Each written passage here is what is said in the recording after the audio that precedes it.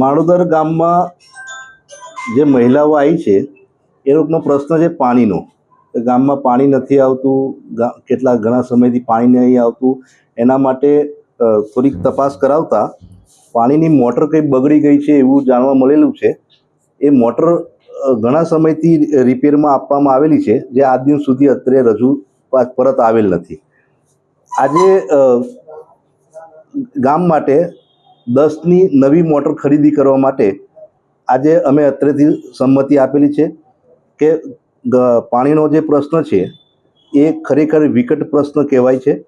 લોકોને જે તકલીફ પડે છે એ પાણીની તકલીફ તો ના જ પડવી જોઈએ. આજે ચીફ ઓફિસર હાજર ન હોય,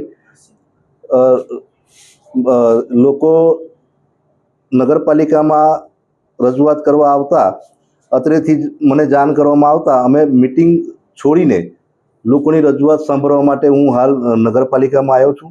લોકોની રજૂઆતો સાંભળી છે અને એમનું નિરાકરણ બને ત્યાં સુધી આજ સાંજ ને તો કાલ સાંજ સુધીમાં કામગીરી કરી દેવામાં આવશે.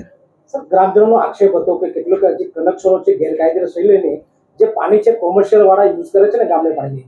આ બાબતે આપની તપાસ કરો. એની માટે અત્યારે સૂચના આપી છે કે જેસીબીથી જે મેન લાઇન છે એને ખોદાવવામાં આવશે અને જેના બી ગેરકાયદેસર કનેક્શન હશે એને તાત્કાલિક દૂર કરવામાં આવશે.